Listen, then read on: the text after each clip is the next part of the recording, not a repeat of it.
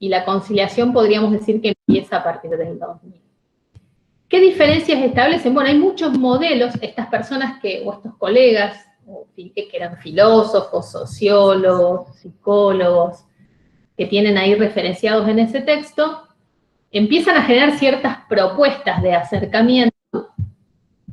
Y de hecho ustedes tienen muchos modelos. Tienen el de Flick, que yo no se los dejé en las filminas porque es como mucho más complejo. Y tienen otros modelos como alternativas superadoras de lo que podría ser, digamos, este acercamiento entre lo cual y lo cuántico. Una de ellas es lo que plantea la compañera acá, bueno, combinación y triangulación y complementariedad, ¿no? ¿A ese te referís? En realidad, la combinación habla de una tradición donde, digamos, y ellos lo plantean como distintas formas de articular lo cual y lo cuántico.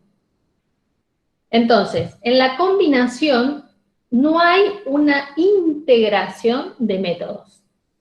Lo que hay es una fase quanti y una fase quali. O a la inversa, hay una fase quali y una fase quanti. Pero esos resultados de ambas fases no se articulan. ¿Se entiende lo que quiere decir?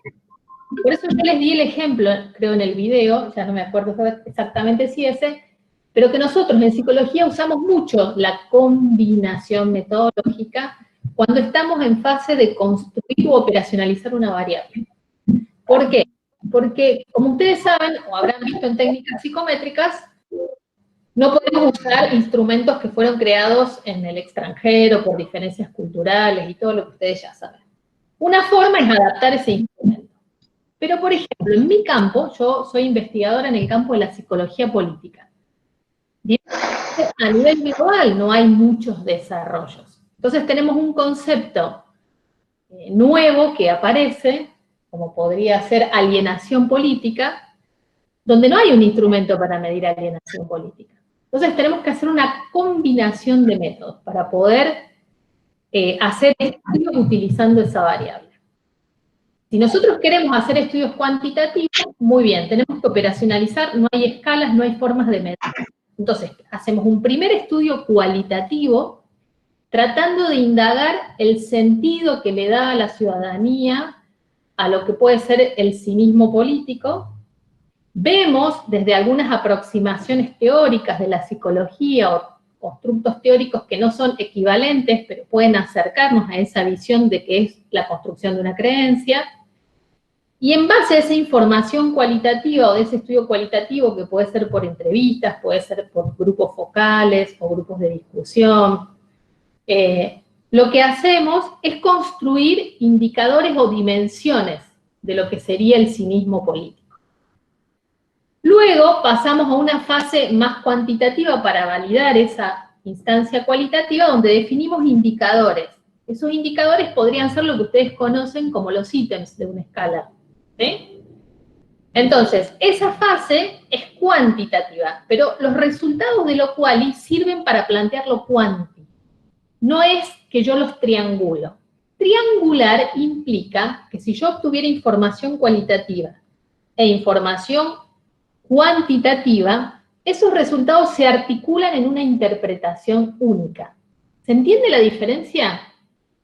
Y la triangulación no solo es de quali o quanti, sino que puede haber triangulaciones cuantitativas, puede haber triangulaciones cualitativas.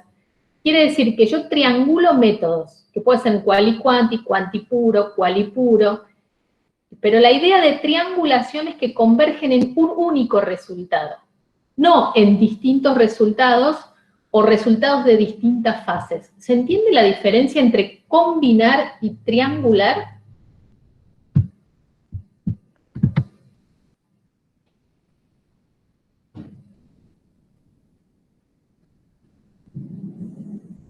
¿Quedó claro? Sí, queda claro. Bien. ¿Alguna otra más?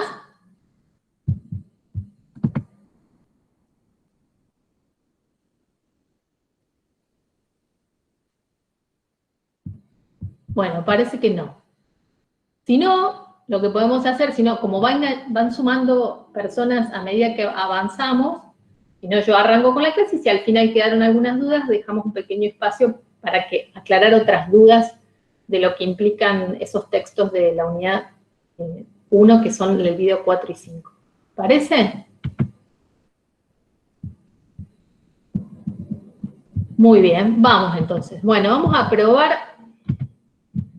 Bueno, hoy la idea es poder ver... no, primero me voy a ir acá. Hoy la idea es poder empezar a hablar de la construcción del objeto de estudio. Bueno, central y nodular, ¿sí? Para nosotros... No, por acá no puedo hacerlo, vamos por acá.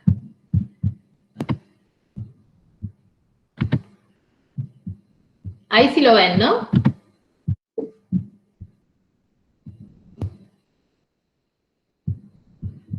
Yo ahora no puedo ver el Meet, ¿sí? Pero estimo que ustedes están viendo lo mismo que yo veo, ¿no?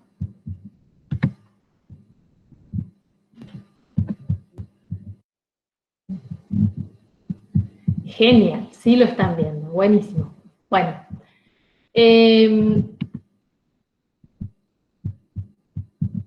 bueno, como yo les decía, la idea, yo ahora no estoy viendo como los chats, así que Vicky y Juan, si ustedes tienen preguntas o algo, como yo no estoy viendo los chats, me avisan por el WhatsApp, ¿sí? Bueno, la idea acá es comenzar con el tema de la construcción del objeto de estudio. Esto es central en nuestro campo, ¿sí? Ustedes recordarán que dijimos que como parte práctica de la materia íbamos a trabajar sobre la elaboración de un proyecto de investigación. Claramente cuando uno es investigador, lo que uno desarrolla para iniciar una investigación es una propuesta de investigación. Ahora, esa propuesta de investigación tiene un conjunto de elementos que la conforman. Y si bien, y digamos, una de las primeras cosas que uno piensa cuando piensa en elaborar un proyecto de investigación es, bueno, ¿qué voy a estudiar? De eso va a construir el objeto de estudio. Claro que esto no se da en la vida real de un investigador como lo vamos a desarrollar en la cátedra. Es decir, ustedes en la parte práctica van a ir desarrollando este proyecto por partes. En la vida real de un investigador, el proyecto nace casi en la convergencia de todos los procesos juntos, ¿sí? Como es muy difícil mostrar ese proceso que se construye de manera uniforme y de manera articulada y yendo y viniendo en la discusión de un objeto, es muy difícil mostrarlo pedagógicamente. Bueno, acá lo que hacemos es ir mostrándolo por partes. Pero sepan que en la realidad esto no necesariamente se da así. Y por eso he intentado en esta clase y en estas filminas mostrarles a ustedes como una cantidad de interrogantes que a los investigadores se nos vienen todo el tiempo a la cabeza a la hora de estar pensando en cómo construir un objeto de investigación. Construir un objeto de investigación es nodular, porque es lo que va a orientar todo ese proceso de estudio, y es la primera etapa por la que arrancamos. Y acá no importa si es quali, quanti, mixto, ¿sí? Vamos a dejar esas discusiones, si bien van a ver que van a atravesar de algún modo todo el proceso de discusión del objeto, las vamos a dejar un poquito latente porque acá no vamos a focalizar sobre si es quali o quanti, eso se va a ir dando en la propia discusión. Ahora, esta instancia es la instancia más compleja en un proyecto de investigación, es la más difícil, es la que más cuesta, y esto es algo que van a experimentar en breve en los trabajos prácticos. Y cuesta porque requiere justamente de esto, de ir y volver muchas veces sobre este proceso. Esto no solo se los digo para contarle cómo es esto en realidad, sino también para que no se frustren cuando estén haciendo la elaboración del proyecto, porque van a sentir que avanzaron y les fue bien en la primera entrega, y cuando viene la segunda entrega, todo está mal, y hay que volver a revisar la primera entrega. Bueno, esto es parte del proceso de cómo se va construyendo. Entonces, a no frustrarse, porque con esto tiene que ver construir un objeto. No es algo que me puedo sentar a trabajar un par de horas y sacarlo, ¿sí? Como una entrega. Y es difícil porque la idea de estructurar un objeto requiere de muchos procesos analíticos. Entonces, bueno, eso lleva a que uno vaya y vuelva, ¿sí? Bien, ahí tienen una segunda filmina. En este gráfico lo que yo intento mostrarles es como todo el proceso secuencial y lineal para el término de los estudios cuantitativos y va a ser recursivo para los estudios cualitativos. Por ejemplo, hay una primera fase que es conceptual, una segunda fase que es de planificación, una tercera fase que es lo que se supone es la fase empírica y una última fase que es la fase interpretativa. Entonces partimos desde la teoría, vamos pasando por lo que hoy vamos a desarrollar, que es la parte de la elaboración de la pregunta, la revisión de la bibliografía, el marco teórico, definición de variables e hipótesis. Eso sería la fase conceptual y de lo que va esta unidad. Luego viene la fase de planificación. Si estamos ante un estudio cualitativo, los estudios cualitativos ustedes van a ver que son lineales, son secuenciales, o sea, implican pasos, y se define todo previamente, justo antes de irnos a hacer el estudio. Entonces acá tienen qué diseño van a utilizar, identificación de la población o los participantes, o lo que ustedes conocen en estadística como muestreos, la denominación que tienen los casos, el estudio piloto, si hay estudio piloto previo, la recolección de los datos propiamente dichos, la operacionalización de las variables. Y después en la fase empírica viene, bueno, las fuentes de información, la recopilación de datos, todo el análisis de datos, la presentación de los datos, los análisis. Dentro de los análisis, todo lo que implica, bueno, la validez de esos resultados, los alcances que tiene, las limitaciones del estudio, etc. Es decir, es circular, es secuencial y es lineal porque partimos de una teoría o de una revisión teórica o de una evidencia previa y vamos haciendo todos esos pasitos hasta llegar a las conclusiones, discusiones y limitaciones de un estudio, que eso nos lleva al proceso de construcción de más teoría, ¿sí? Recuerden que construir conocimiento implica no solo resolver problemas, sino también una parte importante de la producción del conocimiento se orienta a la construcción teórica. Entonces, todo ese conocimiento vuelve a retroalimentar a la teoría. Y a su vez, hay una flechita que va de teoría a hechos y que tiene que ver con que los métodos cuantitativos, recordarán por lo que vimos en la primera unidad, son básicamente deductivos, o lo que se llamaba método hipotético deductivo. Ahora, si nosotros estuviéramos haciendo un estudio de tipo cualitativo, recuerden que lo cualitativo se asociaba más, aunque no exactamente, pero sí se asociaba más a la inducción. Es decir, en vez de ir de la teoría a los hechos, vamos a ir de los hechos, es decir, de los datos, de la subjetividad, a la construcción teórica. El proceso no es secuencial, el proceso no es lineal, el proceso no se anticipa, es decir, no se define todo antes de ir a los hechos o a los datos, y el proceso se llama recursivo, quiere decir que yo puedo reiterarlo la cantidad de veces que lo considere necesario y puedo volver hacia atrás la cantidad de veces que considere necesario. ¿Qué quiere decir? Que en los procesos cualitativos no se da esta secuenciación lineal, sí se dan gran parte de estos pasos, pero no en una secuencia lineal. Es decir, yo puedo volver sobre ellos las veces que sea necesario. Y lo más importante acá son los datos. Y son los datos que yo voy, los que voy recopilando, los que voy trabajando, los que voy co-construyendo con los participantes de la investigación, los que me van ayudando a generar nueva teoría. Y por eso es inducción y la flecha se encuentra invertida. ¿Se comprendió hasta ahí?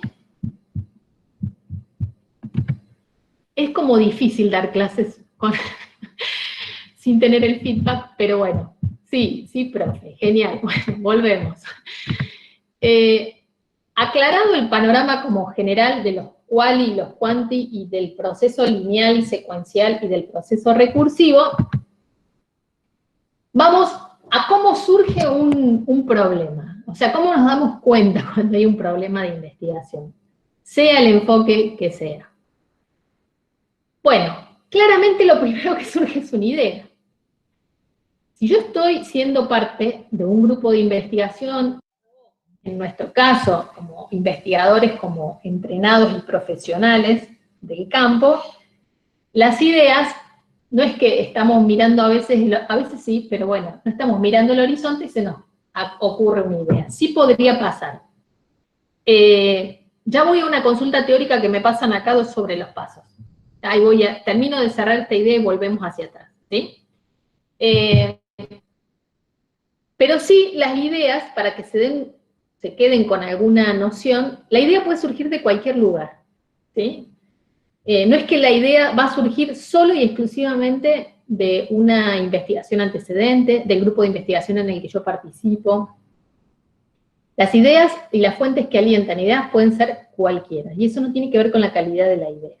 Claro que si yo estoy siendo parte de un grupo de investigación, como les decía, bueno, ese grupo de investigación viene trabajando una problemática, lo cual, al trabajar una problemática, se van generando huecos, quiere decir, faltantes de información, preguntas no respondidas, y entonces, cuando uno es parte de un grupo de investigación, es como sencillo que aparezcan ideas de nuevas investigaciones, porque cada investigación va respondiendo algunas preguntas, pero hay preguntas que no puede responder.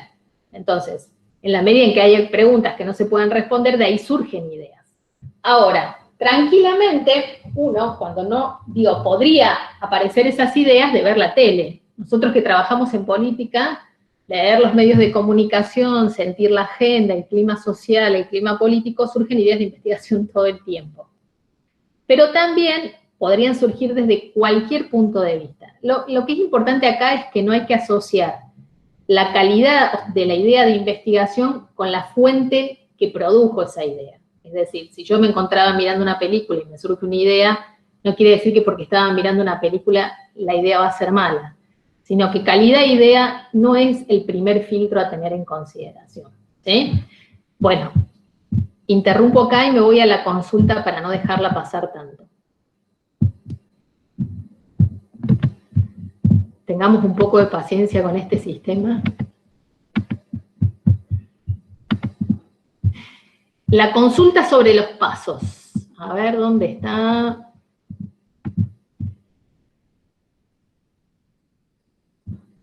Construcción de objetos debe estar más arriba la consulta. Ah, acá. ¿Esta es la consulta después de la teoría que venía? ¿Eso es? Valentina, ¿vos sos la que me hiciste la consulta? Sí, profe. Bien, después de la teoría viene todo lo que vamos a desarrollar en el trabajo de hoy, digamos. Después de la teoría viene, digamos, lo que es la fase conceptual. Es la elaboración de los objetivos, las preguntas de investigación, las ideas de investigación, objetivos e hipótesis, ¿sí? Esa es lo que viene después de teoría. Igual no se preocupen, y eso es lo que vamos a trabajar hoy. No se preocupen porque después estas filminas les quedan a ustedes, ¿sí? Así que vamos a ir sobre ellas. Ahora, todo lo que viene después de la fase de conceptualización se va a trabajar en otras unidades, ¿sí? Hoy vamos a trabajar sobre todo esa fase de conceptualización o de construcción de objeto de estudio. ¿Quedó claro, Valentina?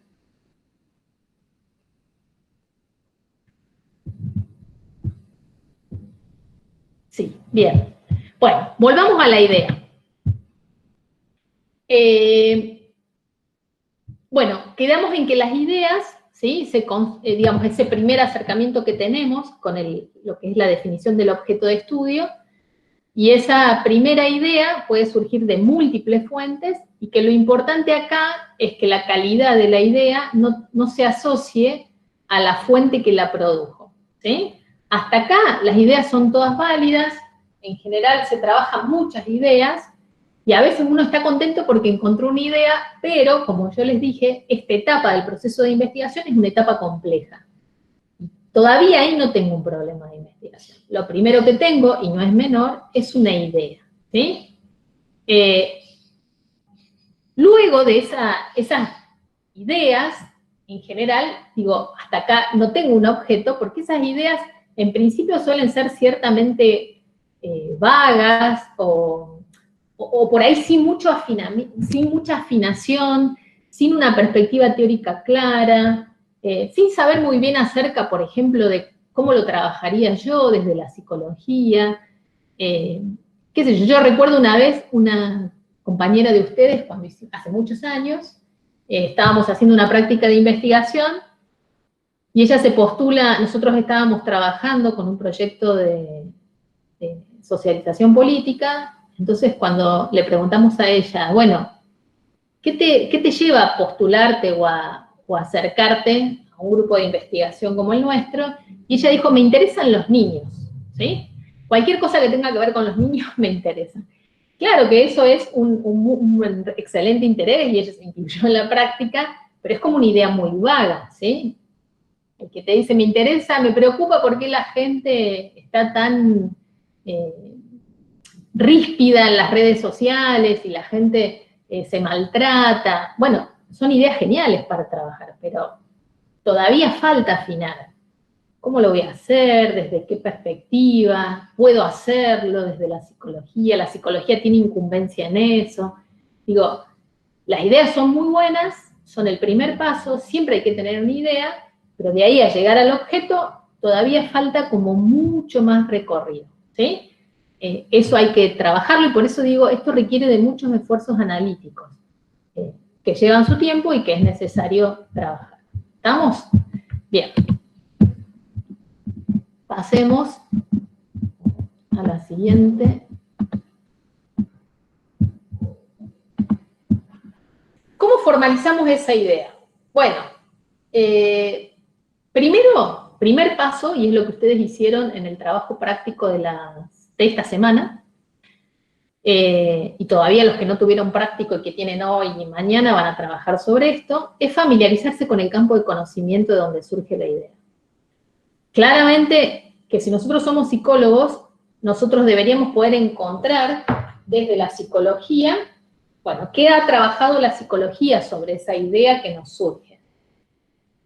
La forma más sencilla de familiarizarse con el campo de conocimiento, bueno, es profundizar o comenzar con lo que se llama búsqueda bibliográfica, que es lo que van a hacer ustedes en la primera etapa o en el primer práctico que tengan.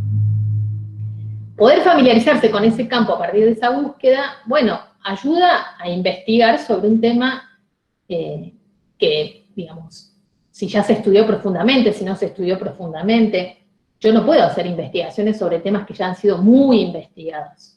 Entonces, poder acercarme al campo de conocimiento y ver cómo ha sido trabajada esa idea, bueno, ayuda a no investigar lo mismo que ya se investigó. Y a abrir preguntas de investigación que todavía no tienen una respuesta por parte de la investigación científica. También poder profundizar sobre esa búsqueda y sobre esa problemática y sobre cómo fue abordada, nos ayuda a encontrar, bueno, ¿cuál fue la principal perspectiva sobre la cual se abordó? Y a esto me refiero a, bueno, ¿cuáles son las principales perspectivas teóricas? Ustedes saben que estamos en un campo disciplinar que conviven múltiples perspectivas teóricas, psicoanálisis, sistémica, gestalt, cognitiva, neurociencias, etc. ¿Sí?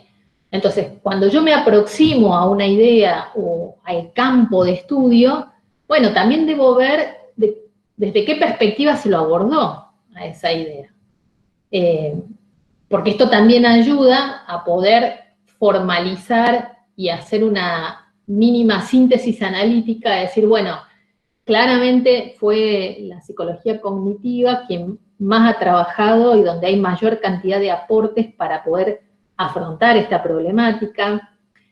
Capaz que hay teorías que han hecho aproximaciones muy distantes de esa temática, entonces, bueno, no hay mucha evidencia para apoyarse por esa vía. Entonces, poder empezar a formalizar esa primera idea, hay que buscar bibliografía, hay que buscar material y hay que empezar a indagar cómo fue trabajada.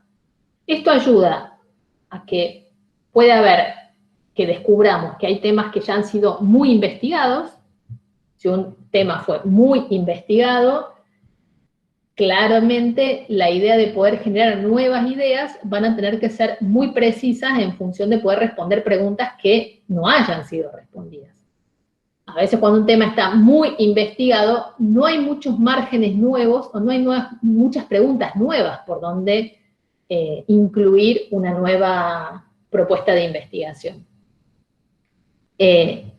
Pero, digo, como uno sigue una línea, van a ver que cuando ustedes adentren en la lectura de los papers, todos los papers tienen una estructura equivalente, eso es parte de las reglas de la comunicación científica, y al final, en las conclusiones y en la discusión, esos investigadores no solo van a hacer una síntesis de los principales hallazgos, sino que van a dejar abierto cuáles son los interrogantes que quedan pendientes de ser respondidos. Entonces, digo, porque un tema esté muy estudiado, muy estructurado, no quiere decir que no haya preguntas, sino que ha avanzado mucho y es mucho más difícil que haya preguntas, pero sí las puede haber. Pero también puede haber temas que ya han sido investigados, pero con poco nivel de formalización, con poco nivel de estructuración, y también puede haber temas poco investigados y directamente temas nunca investigados, ¿sí? Entonces, hacer un primer acercamiento a una revisión nos ayuda a todos estos procesos que son necesarios para ir dándole forma, o lo que se llama formalizar la idea de investigación. ¿Estamos hasta acá? Esto parece pan comido. Profe, ¿puedo tomar una pregunta de otra investigación y a partir de ella, Florencia me pregunta esto, profe, ¿puedo tomar una pregunta de otra investigación y a partir de ella guiar su propia investigación o no sería ético? No, al contrario, eso es parte del proceso de cómo se construye la ciencia, Florencia. Es decir, yo como científica tengo la obligación no solo de dar cuenta de cuáles son los antecedentes empíricos en los que me estoy apoyando, es decir, esa revisión o ese acercamiento al campo que yo hago de antecedentes me sirve para apoyarme, plantear mi problema de investigación, plantear mis preguntas, plantear mis objetivos, plantear mis hipótesis, y al finalizar el proceso de investigación, mi obligación como científica es no solo dar cuenta de los hallazgos de ese nuevo estudio, sino también dar cuenta de cuáles son las cosas que ese estudio no pudo responder, o preguntas que en el campo quedan abiertas. Por ejemplo, nosotros que trabajamos participación política o conducta política, bueno, nosotros nunca trabajamos personalidad, ¿sí? Trabajamos variables sociocognitivas, culturales, valores, ideología política, cierre cognitivo, qué sé yo, sofisticación política, pero nunca trabajamos personalidad. Y hay toda una línea de investigación que asocia la personalidad como moduladora de alguna de las variables que nosotros estudiamos en torno al comportamiento político. Si bien nosotros tomamos algunos indicadores personales, no incluimos la variable personalidad. Por una posición de que nosotros nos anclamos más en la psicología social que en la psicología individual. Ahora, yo debo dejar claro cada vez que concluyo sobre un trabajo que, bueno, nosotros, las limitaciones de nuestros estudios son que no incluyen variables de personalidad, ¿sí? Entonces, eso abre el juego a que haya toda una línea de trabajos que se apoyan en el estudio de la personalidad y el comportamiento político.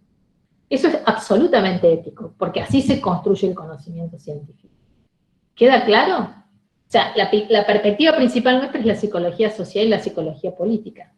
Y desde nuestra perspectiva, personalidad entra medio así como de costado.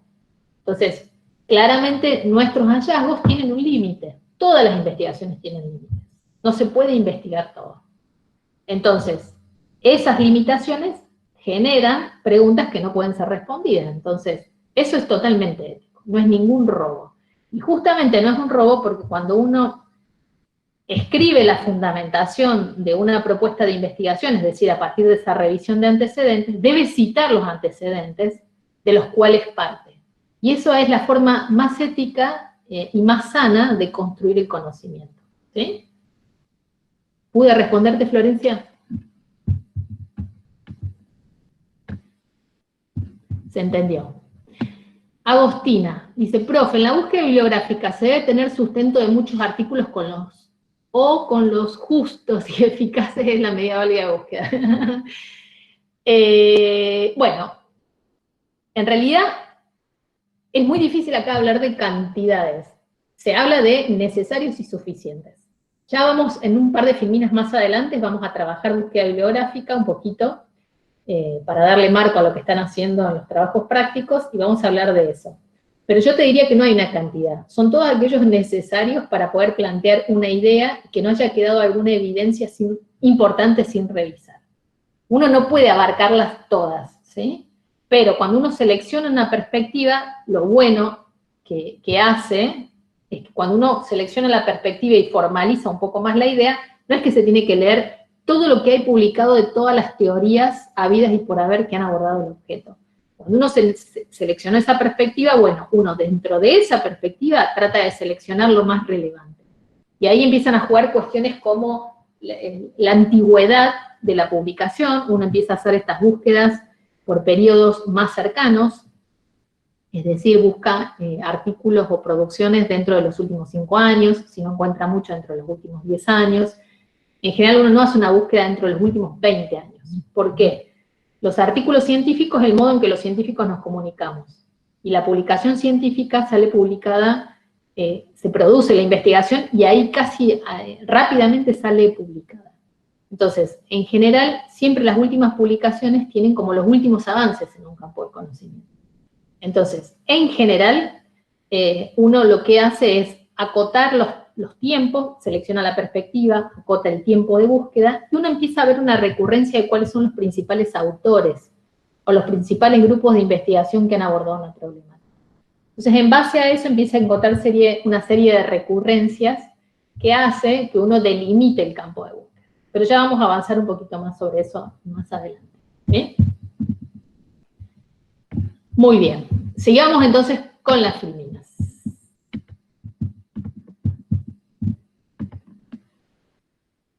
Bueno, criterios para generar ideas. Esto lo van a tener que atravesar en el práctico. Algunos profes de prácticos han decidido algunas temáticas y algunos profes de prácticos tienen temática abierta. La primera digamos, sugerencia. Buenas ideas intrigan, alientan y estimulan al investigador de manera personal. A ver, acá hay muchas posiciones. Clara, digo, cuando uno ha atravesado mucho tiempo investigando, uno investiga cosas que le interesan. Esto es así, o sea, es difícil que uno pueda investigar cosas que no le interesan. Salvo cuestiones muy coyunturales, por ejemplo, el COVID hoy, o la pandemia. Yo hago psicología política, Juan hace neurociencia y desarrollo, en la cátedra ustedes tienen a la profe Pilati que trabaja sobre adicciones, a la profe Reina que trabaja sobre economía comportamental y pobreza. Bueno, diversa, Luis Furlan que trabaja sobre ansiedad ante los exámenes. Digo, hay como una cantidad de temáticas que cada uno trabajamos. Ahora, aparece una pandemia como esta, y claramente los fenómenos de la salud pública a lo mejor no son de interés personal de cada uno de nosotros. Pero el Estado dice, gente, hay que ponerse a trabajar para mejorar las condiciones de vida o mejorar lo que está ocurriendo, hay que buscar, y bueno, y salimos todos a trabajar. Y de hecho ustedes van a empezar a ver publicados trabajos e informes de investigación que hacemos los investigadores de CONICET, que están orientados a dar información, salidas, monitoreos de la cuarentena, sobre salud mental, cuando no son nuestros intereses personales. Ahora, salvo estas cuestiones así como coyunturales y excepcionales, y que además dentro del campo de cada uno puede aportar directa o indirectamente al trabajo con la pandemia, bueno, toda la investigación siempre se desarrolla porque uno tiene un interés particular sobre un tema, sobre un área, sobre un campo, etc.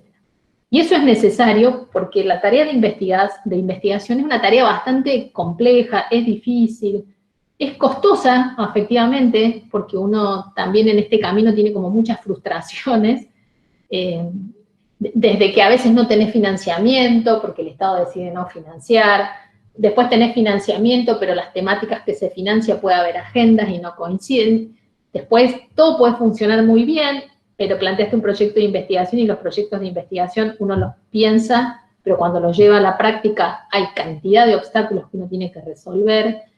Digo, no es una tarea como sencilla la del trabajo del investigador. Por lo tanto, si no hay un interés y una motivación para hacerlo, la verdad que es difícil sostener una actividad como esta. Así que mi primer consejo es que uno debería buscar y aparte porque miren, una formación doctoral, Vicky está haciendo ahora su formación doctoral, lleva 5 años. ¿Saben lo que es elegir un tema que a uno no le interese y estar 5 años laburando un tema de investigación que a uno no lo motive? Digo, es muy difícil sostener eso. Un investigador genera una línea de investigación. ¿Saben lo que es sostener una línea de investigación 10, 15 años en la vida de uno si a uno no le interesa? Entonces, en general, el investigador no es un investigador neutro, es un investigador con toda su subjetividad, sus intereses y sus motivaciones por un campo, y es ahí lo que va a apoyar la generación de ideas, de estimularlo, de que aparezcan nuevas preguntas y demás.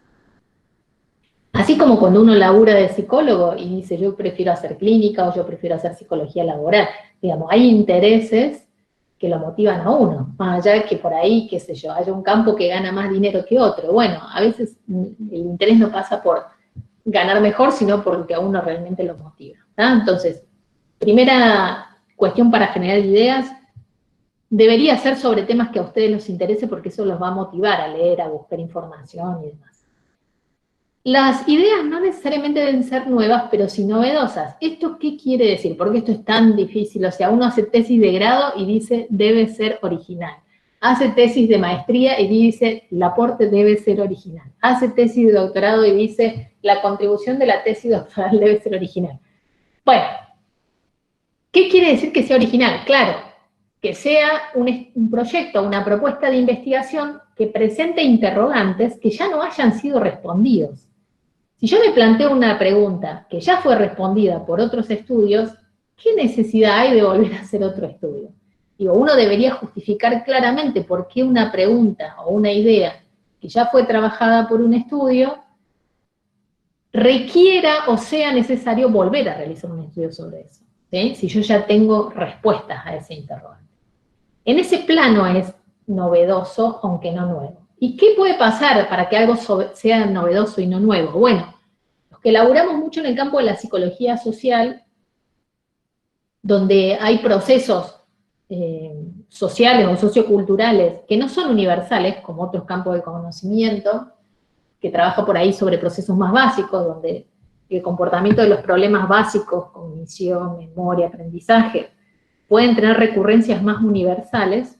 En el campo de las ciencias sociales, las recurrencias del conocimiento o la universalidad del conocimiento puede no ser tal en algunos casos. Entonces, claramente algo que se detecta o que se descubre o que existe en algún momento o en una cultura dada puede que no se replique en otra cultura. Entonces, eso sí habilita a un planteamiento de una nueva investigación, porque las pautas culturales de donde ese conocimiento se produjo a donde nosotros estamos investigando pueden ser muy diversas y muy distantes. Entonces, eso no es nuevo, ya hay respuestas sobre ese interrogante, pero la visión, el entramado cultural al que lo estamos sometiendo es diferente. Entonces, eso sí genera un planteamiento novedoso. Ahora, en eso hay que tener claridad, y por eso esto es parte de cómo genero ideas y cómo afino ideas, bueno, de que es necesario poder someter a prueba y a consideración de que esto que estoy planteando es novedoso, es nuevo, es original. ¿Queda claro? O sea, hay que revisar eso porque sí o sí yo no puedo justificar nunca la realización de una investigación si eso es algo que ya ha sido muy investigado y las respuestas ya están claras sobre ese punto, ¿sí? Esas ideas pueden, como dije antes, construir el conocimiento científico o pueden colaborar en la resolución de determinados problemas que plantea la ciencia. Bien, vamos a ver si tenemos alguna consulta por acá.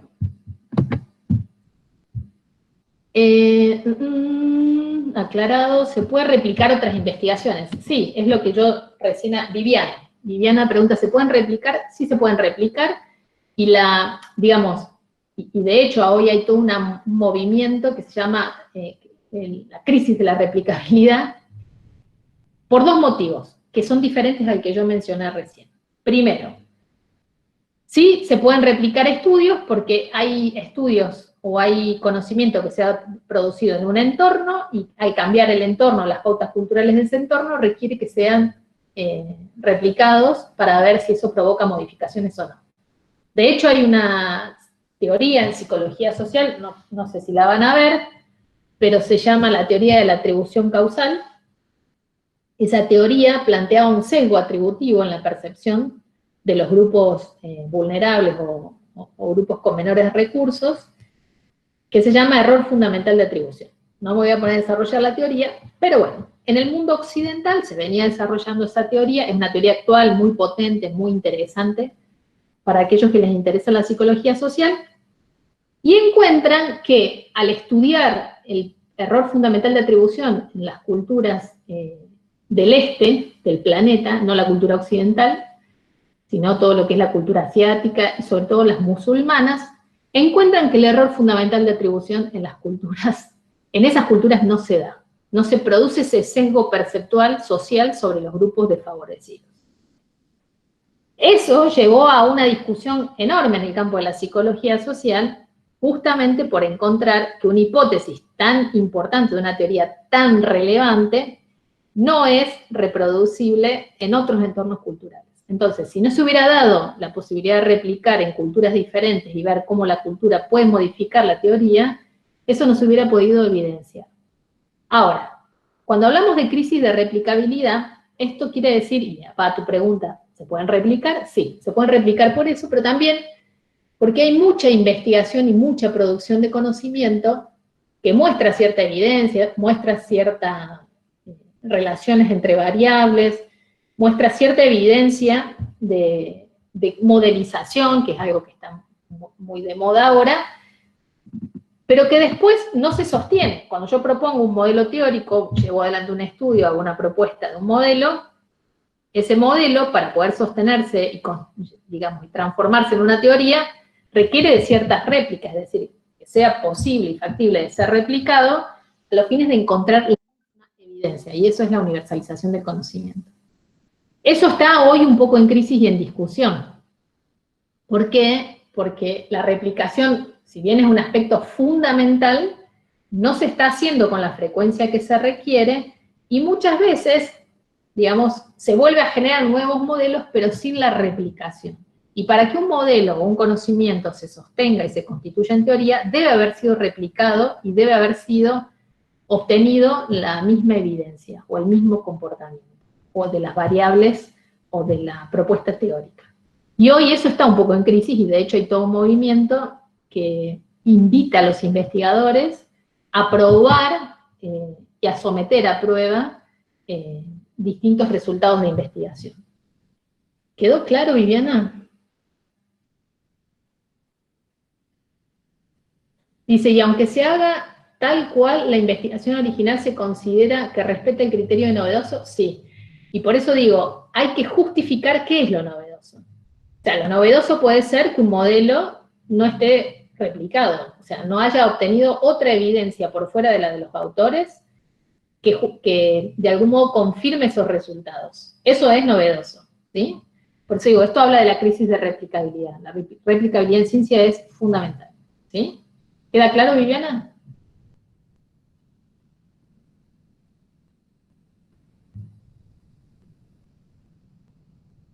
Bueno, no sé si quedó claro.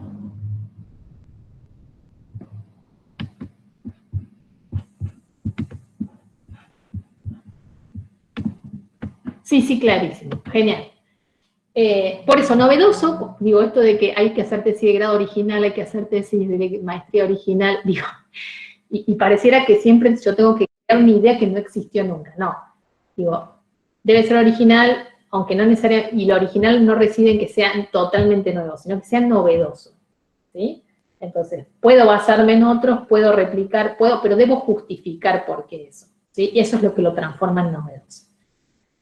Bien, seguimos avanzando. Bueno, esta filmina solo es para ilustrar que cuando uno está pensando un problema de investigación, y bueno, nos surgen una cantidad de interrogantes, ¿sí?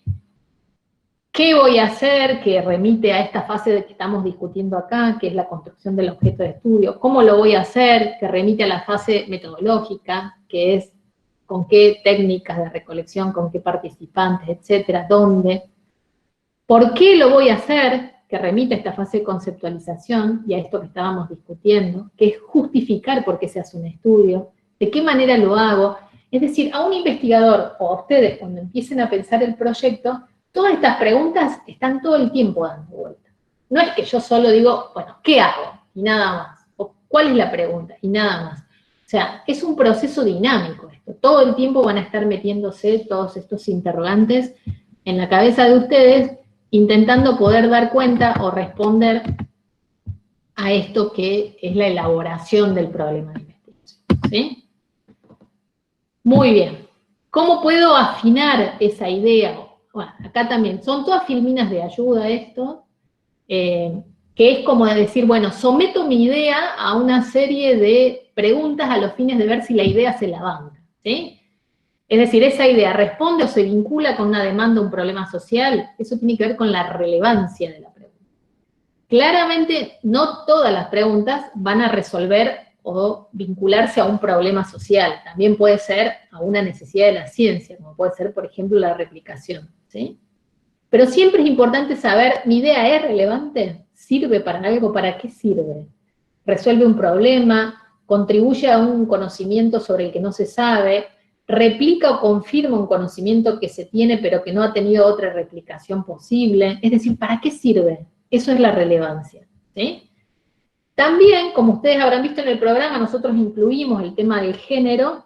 También deberían preguntarse, cuando están sometiendo a rigor a su idea de investigación, es si ese problema contribuye a romper dinámicas sexistas o no.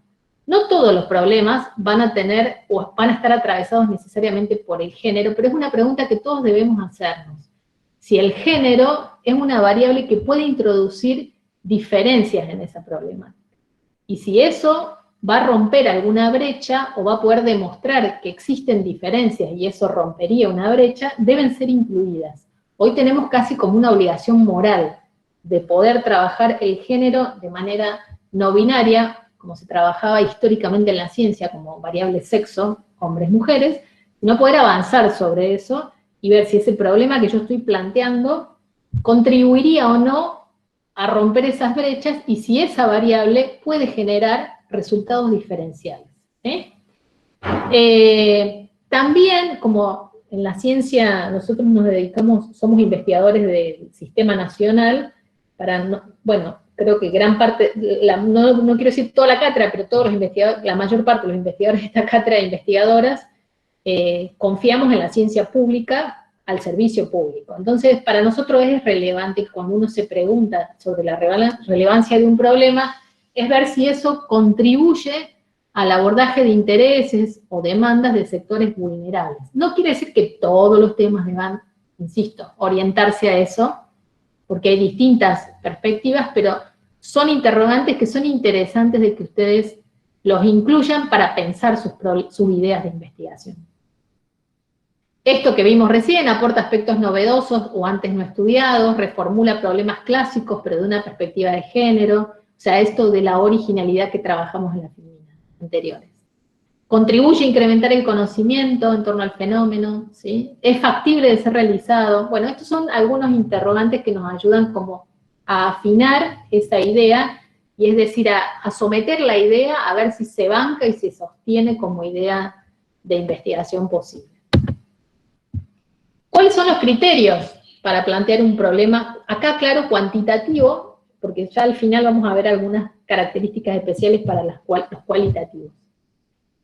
Bueno, el criterio es afinar y estructurar la idea, esta primera idea de investigación. ¿Cómo afino y estructuro esa idea de investigación? Bueno, lo que fuimos discutiendo es someter a esa idea a una búsqueda, a preguntas para ver qué alcances tiene, qué relevancia tiene, qué tan original o novedosa es, qué justifica que se haga. Eso es afinar y estructurar formalmente una idea.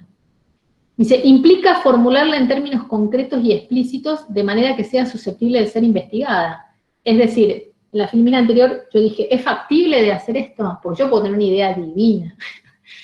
Pero después no hay forma de poder llevarla al campo, es decir, no hay forma de poder generar el abordaje metodológico que eso requiere para poder ser estudiada. Entonces, por más que sea una idea buenísima, bueno, requiere de una serie de procedimientos que no son factibles, o requiere de una serie de recursos. En nuestro país eso no es menor, porque nosotros pasamos por fluctuaciones de periodo donde no tenemos nada de financiamiento, o donde tenemos crisis de financiamiento, o donde tenemos algo de financiamiento.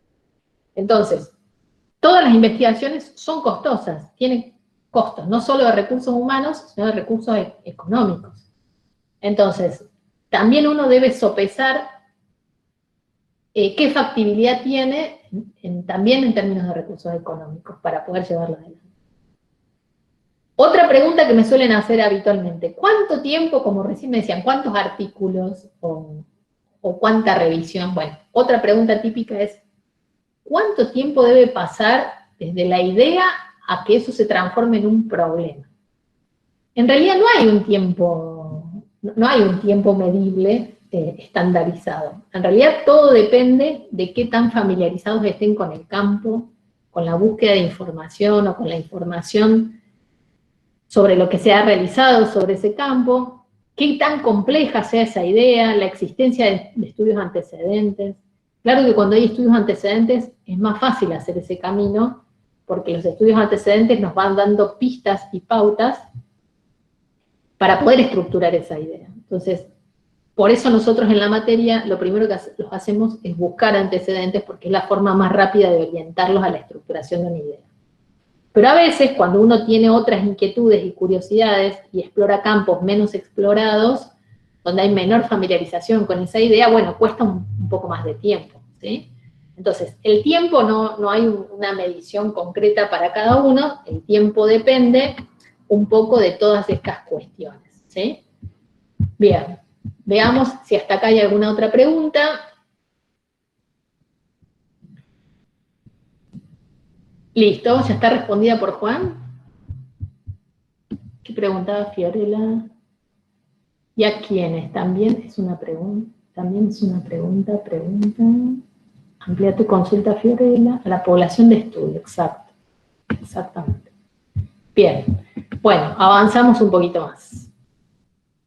Bueno, estoy contenta con este sistema porque veo que podemos avanzar. Pensé que esto iba a ser un caos. Bueno, algunos criterios o consejos para plantear un problema de investigación cuantitativo. Bueno, debe expresar el estudio una variable o relación entre dos variables. Acá en metodología nos enfrentamos al primer problema, y acá sean totalmente honestos. El primer problema que nos enfrentamos es que nosotros damos por sentado que ustedes ya saben que es una variable. Lo damos por sentado porque ustedes vieron variable en psicoestadística. ¿Todo el mundo sabe que es una variable? Pregunto.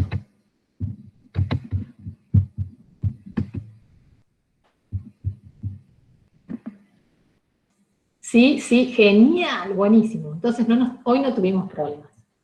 Bueno, cuando yo estoy trabajando sobre el problema, supongo, dice Malena, variable es para decirlo así como sencillamente, variable es un constructo que varía.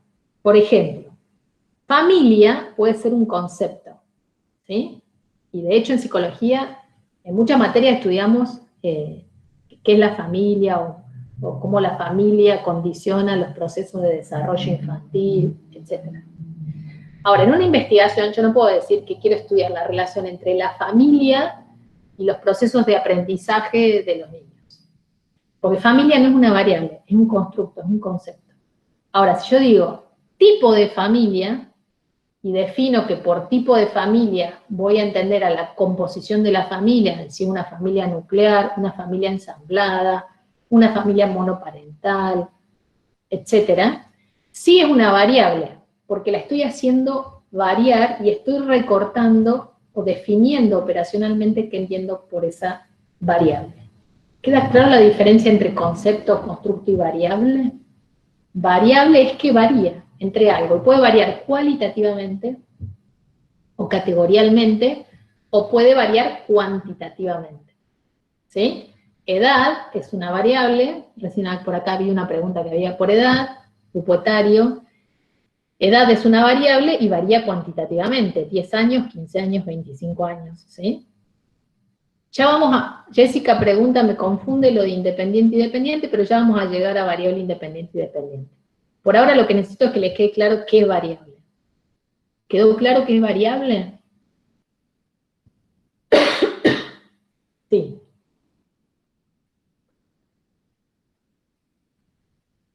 Bien.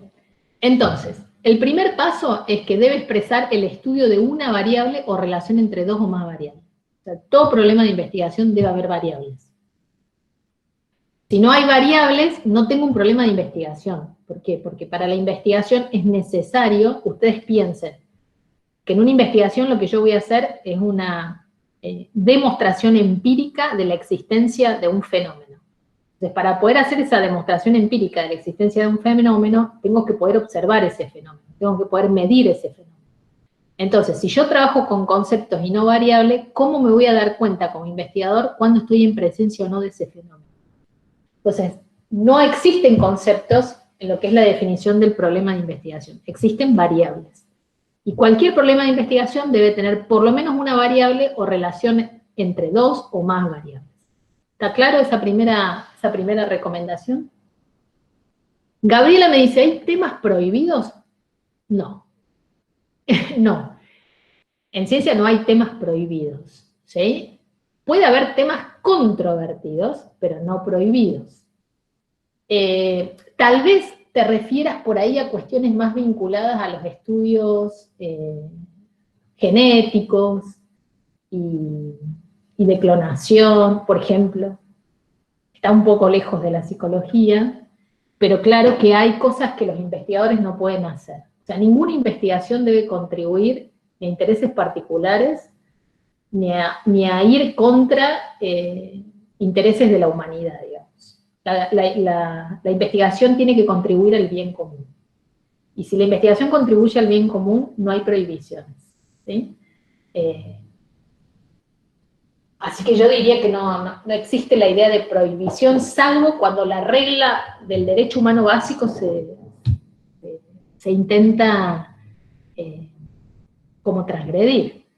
O sea, de hecho, todo lo que es la investigación, digo, también son temas como muy lejanos de la psicología, pero como, qué sé yo, todo lo que se produce en el ámbito de las ciencias básicas para la producción de algunas sustancias que pueden ser de utilidad y de bien público, pero mal usadas pueden ser nocivas para el bien público. Pero siempre que se tenga por objeto, y entonces en esos casos son controladas, pero no necesariamente en nuestro campo existen temas prohibidos. No sé, Juan, ¿vos qué crees? ¿Existen temas prohibidos? Claro, farmacología, genética, química, pero como ciencias más básicas que por ahí lo que producen como conocimiento puede servir al bien común, pero también puede servir a intereses particulares, o ser nocivos para la humanidad. Prohibidos están, digamos, los temas no están prohibidos, sino que lo que están prohibidos son los procedimientos por allí. Es una buena oportunidad para todos y todas para repasar las normas éticas de la investigación con humanos y con modelos animales, ¿sí?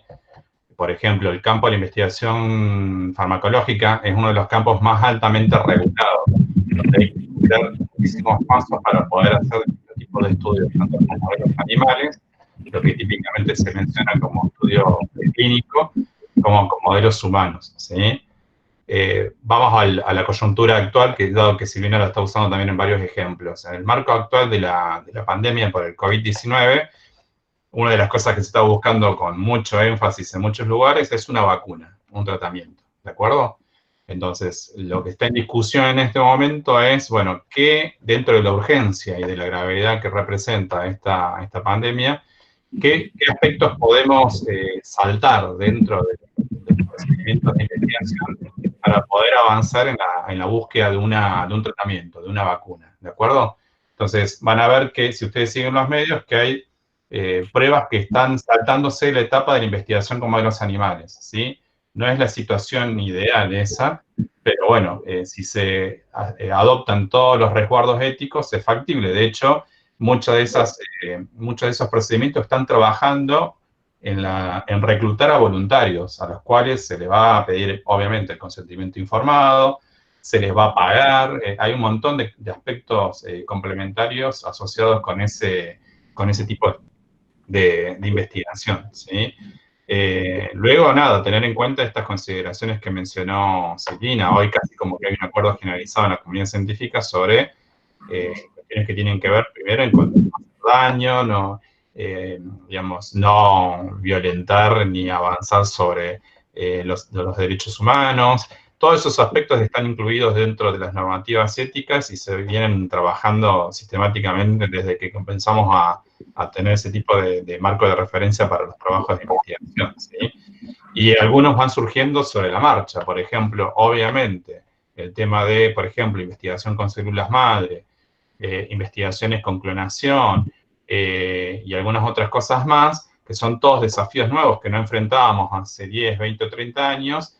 Bueno, eso está en el terreno de lo que hoy llamamos bioética y continuamente se está revisando y eso va generando nuevas pautas, nuevos lineamientos que tenemos que ir siguiendo y respetando con mucha prolijidad en cada uno de nuestros protocolos de investigación. Así que, digamos, esos son los parámetros a tener en cuenta para ese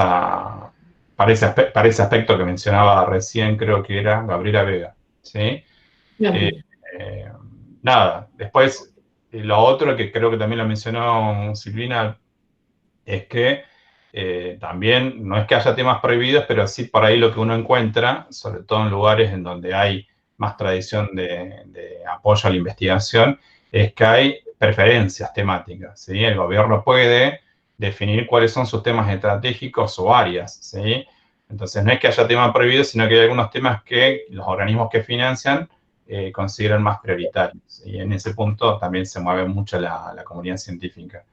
Y creo que había otra pregunta de Martina Bénica, que dice, ¿cómo se regula la investigación privada? No sé, si te referías a la industria farmacológica como investigación privada, por las mismas reglas que mencionábamos recién, o sea, las normas éticas atraviesan a todos, tanto los que trabajamos en la universidad, en CONICET, o en institutos privados, ¿sí? De hecho, el ejemplo bien prototípico hoy es todos los esfuerzos que se están dando en diferentes partes del mundo para la búsqueda de una vacuna.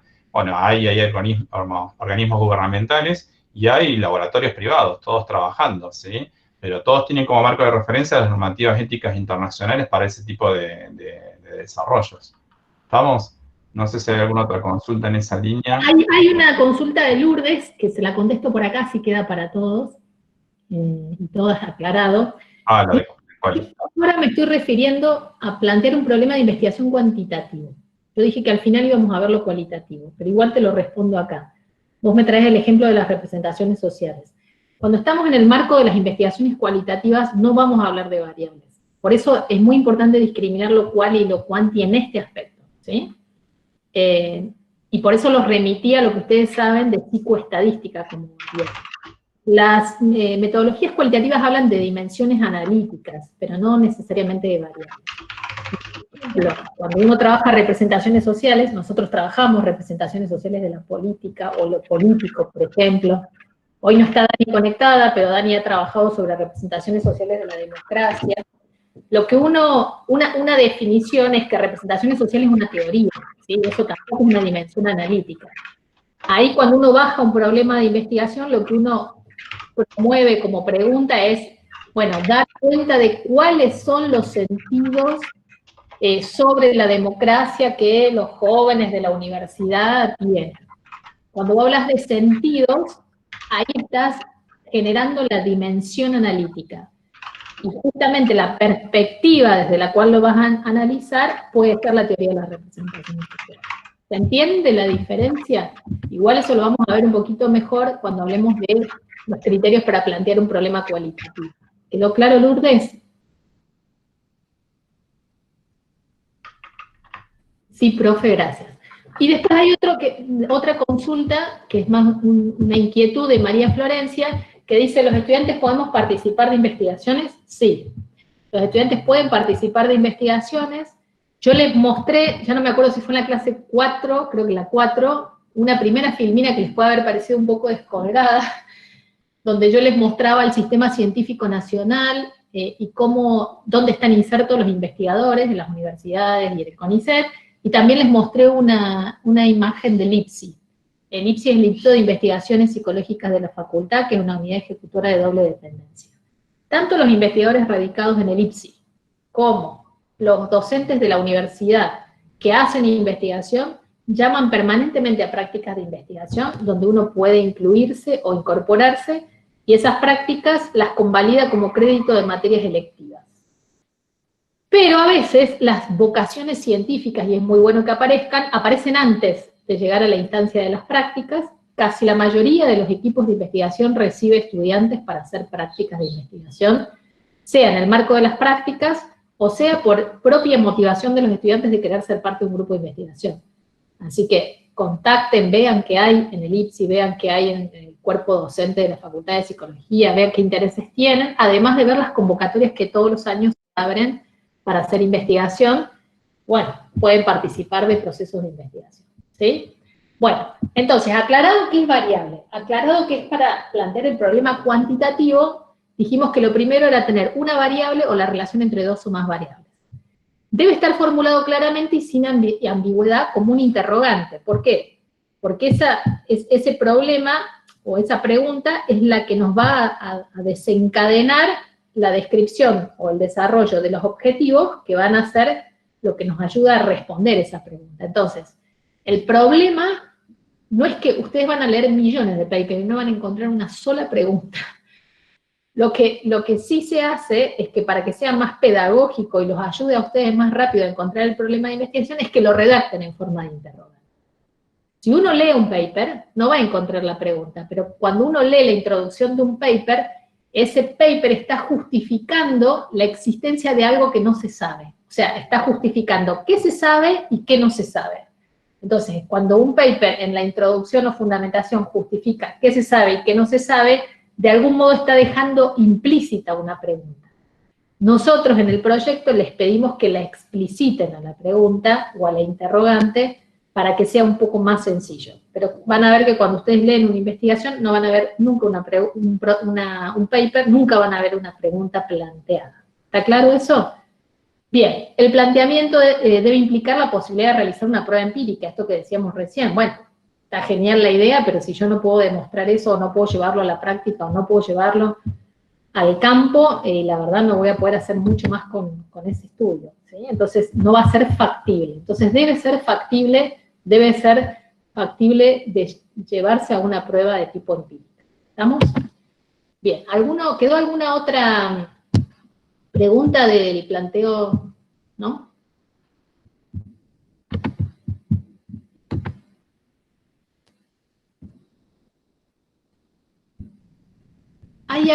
Vicky dice, ¿hay algún requisito para ser estudiante, para ser colaborador? No. Acércate, salvo en el sistema de prácticas, sí tenés que tener ciertas materias aprobadas y demás, dependiendo, cada práctica establece sus propios requisitos, pero si todavía no estás en la instancia de las prácticas o de la convocatoria de prácticas y lo que querés es ser parte como estudiante, te acercas al grupo y el grupo te va a dar sus condiciones, inclusive las condiciones de trabajo. ¿Sí? Bien, sigamos entonces con el problema de investigación. Esa pregunta que debe tener la explicitación de una variable o más, o la relación entre dos o más variables, que debe ser clara, sin ambigüedades, como vimos, tiene que a su vez sumar la noción de un caso, o los casos que nos interesa estudiar o analizar. Debe estar presente la noción de variable, como dijimos.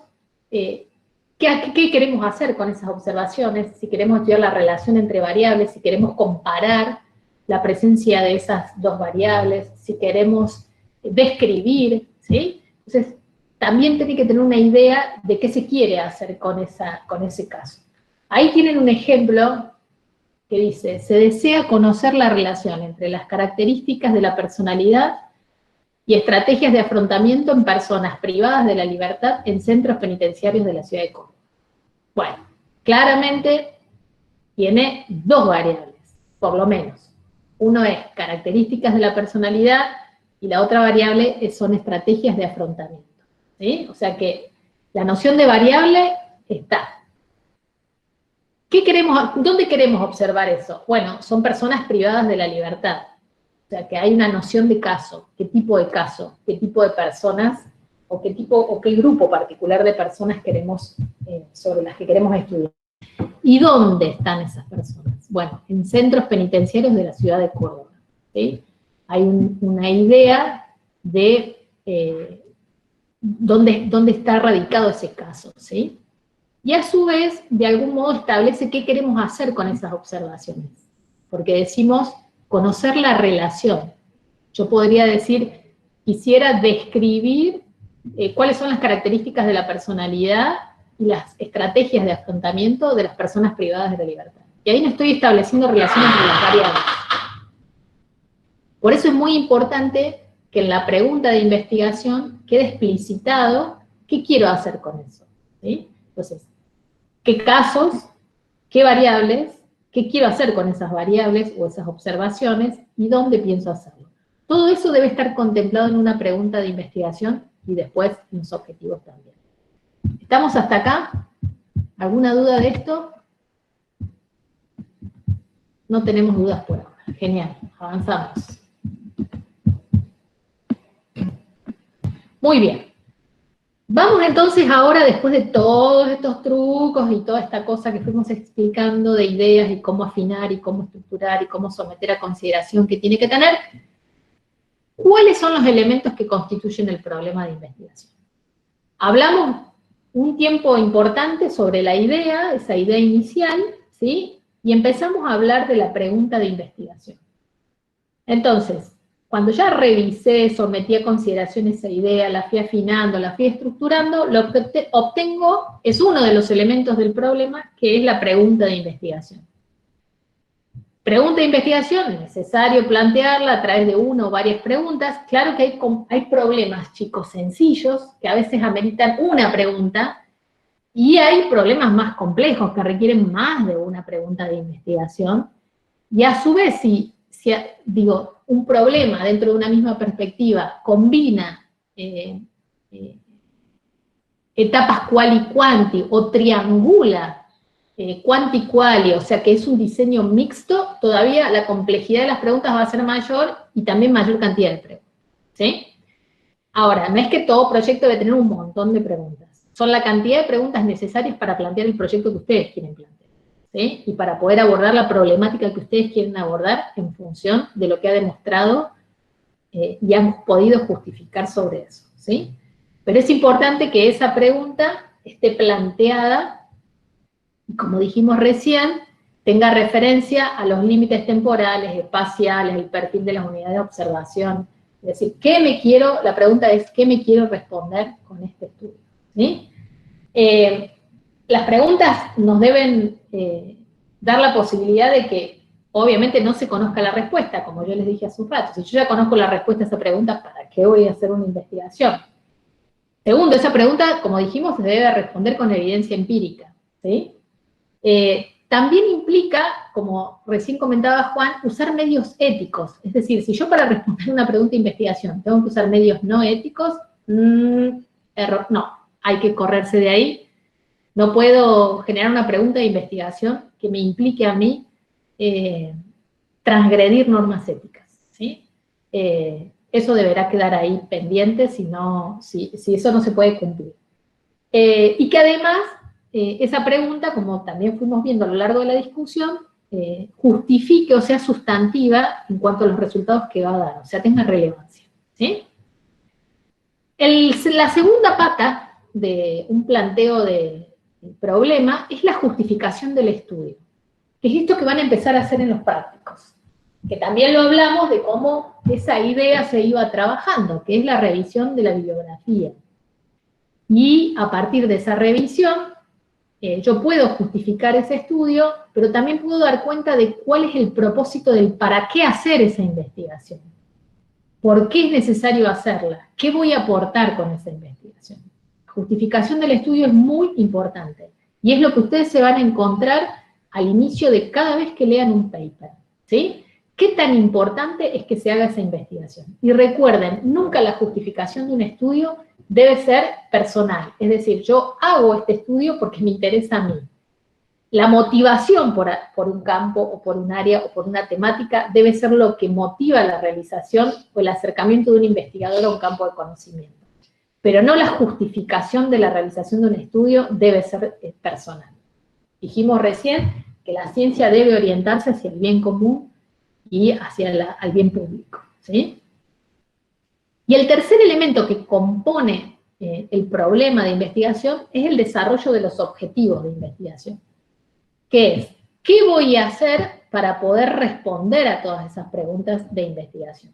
Los objetivos se deben expresar con claridad y son las guías del estudio que deben tenerse presentes durante todo el desarrollo de la investigación. ¿Qué voy a hacer? Esto que estaba en la filmina anterior, se desea conocer la relación entre las características de personalidad y estrategias de afrontamiento en personas creativas. Eso es un objetivo. Claramente, ¿cuál es la pregunta que subyace ahí? Esto me encantaría que me lo respondan ustedes. ¿Sí? Para ver si se entendió. Acá está redactado en forma de objetivo, pero para poder, digamos, pasar a este objetivo, hay claramente un interrogante implícito que es, a ver, creo que ahí hubo alguna respuesta. Estoy pudiendo ver el mío. A ver si alguien se animó. Ah, no, es otra pregunta. Bueno, vamos a cerrar esta idea y después le contesto a Iván. Claramente que si bien acá está desarrollado como objetivo, hay una pregunta implícita, y es que no se sabe qué características de la personalidad, como puede ser el neuroticismo, la extraversión o la psicopatía, se relaciona con qué tipo de estrategias de afrontamiento. O sea, no se conoce cuáles son los rasgos principales que se asocian a estrategias de afrontamiento positivas y estrategias de afrontamiento negativas. Claramente cuando hay estrategias de afrontamiento negativas, y hay eso no es bueno para la permanencia o para poder atravesar procesos de reclusión. Entonces, lo que está implícito acá es un interrogante acerca de que no se conoce cómo se asocian, o no se conocería en este tipo de población particular, cómo se asocian los rasgos de personalidad a las estrategias de afrontamiento. Claro que a veces es difícil. ¿Esto para qué serviría? Bueno, porque si yo puedo detectar que hay determinados rasgos que generan estrategias negativas de afrontamiento, es probable que yo no pueda modificar los rasgos de personalidad, pero sí puedo introducir intervenciones que ayuden a mejorar las estrategias de afrontamiento y mejorar la calidad de vida de las personas que están privadas de la libertad, ¿sí? Entonces, eso es un poco el juego. Y hay una cosa que siempre es muy recurrente en todas las actividades prácticas, y es que en la pregunta ponen la variable, ponen el interrogante, y cuando van a escribir el objetivo cambian las variables. Entonces cuando yo le pregunto a los estudiantes, ¿pero por qué cambiaron? Y cuando uno cambia la variable, cambió el problema de investigación. Es decir, pregunta y objetivos deben contener exactamente las mismas variables, porque recuerden que acá variable es un constructo que varía, y si yo cambio, estoy cambiando la variación o la delimitación de esas variables. Entonces, la respuesta típica de los estudiantes es, profe, me parecía como muy reiterativo, como que queda feo a la hora de escribir, repetir lo mismo. Bueno, lo lamento, pero acá hay que repetir lo mismo, porque entiendan que si yo, en vez de personalidad, digo estrategias de personalidad, o digo formas de personalidad, estoy cambiando la variable. ¿Está claro? Entonces, no se puede cambiar los términos de la pregunta al objetivo. El objetivo y la pregunta contienen variables. Esas variables son las mismas variables. No hay variables distintas. Entonces, por más que suene redundante y que no les guste cómo queda redactado, ambos dispositivos, ambos elementos del problema de investigación deben ser equivalentes. ¿Está claro? No puedo usar sexo en la pregunta y género en el objetivo. Son dos variables distintas. Sexo no es igual a género. Se operacionaliza de diferente modo. Entonces, en ese sentido, la pregunta queda desajustada con el objetivo. Si el objetivo va a responder o va a dar cuenta de cómo yo voy a responder la pregunta, claramente si en uno digo género y en otro digo sexo, ese objetivo no me va a poder permitir responder la pregunta. ¿Queda claro por qué deben ser equivalentes pregunta y objetivo cuando construyo el problema de investigación?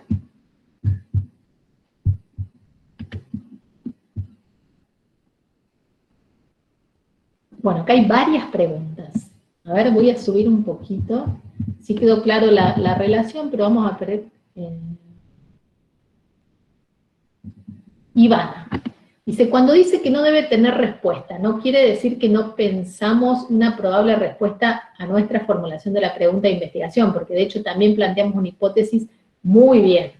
Es decir, Ivana, claro, o sea, a ver, cuando yo estoy apoyándome en evidencia previa, claramente, además de los objetivos, puedo plantear mi hipótesis. No todos los estudios tienen hipótesis, pero es un elemento importante.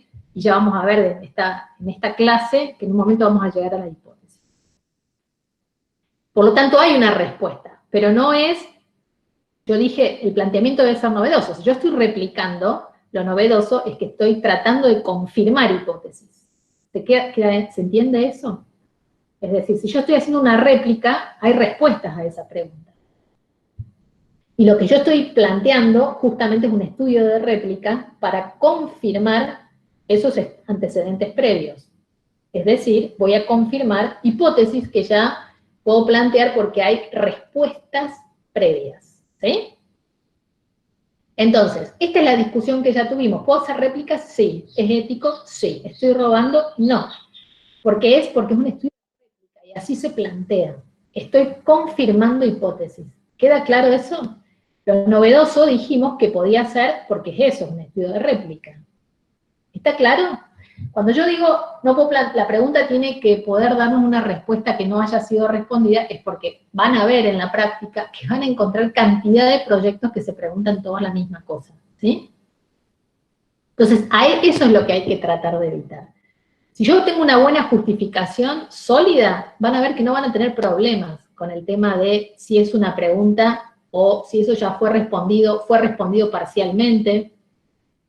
Eso habilita la posibilidad de tener una pregunta. Digo, esta es la discusión de lo novedoso o lo original que vimos hace un rato. ¿Queda claro, Ivana?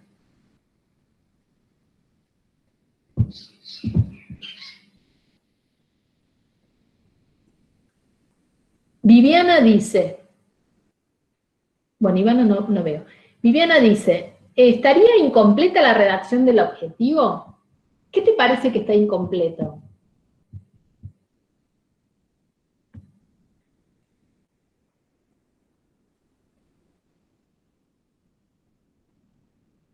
Ah, Agostina me tira una idea, con la pregunta, cuando yo pregunté, Agostina dice, ¿puede darse la relación desconocida entre determinados rasgos de personalidad y determinadas estrategias de afrontamiento? Puede ser, sí, es más o menos orientado en lo que yo les decía, bueno, ¿cuál será? La pregunta es, ¿cuál será la relación entre los rasgos de personalidad y las estrategias de afrontamiento de las personas privadas de la libertad? Esa sería, por ahí iría la pregunta, ¿sí? Sí, profe, queda claro. Lourdes, por ejemplo, describir y comprender las representaciones corporales que tienen los estudiantes. ¿Sería válido como objetivo? Sí, sería válido como objetivo. Ahí vos estás dando, primero, ¿qué vas a hacer? Que es describir y comprender. Este es un objetivo más cualitativo.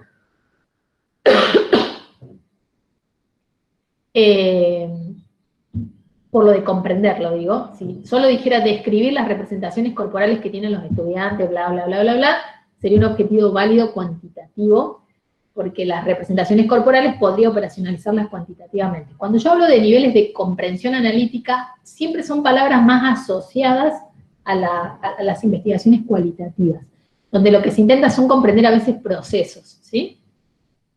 Pero solo con el describir, Lourdes, quedaría muy bien como objetivo cuantitativo. ¿En qué se diferencia Florencia? Voy a Florencia. ¿En qué se diferencia hipótesis y pregunta? Pregunta es un interrogante, hipótesis es una respuesta, ¿sí? La hipótesis es una posible respuesta a una pregunta de investigación que ya se hizo.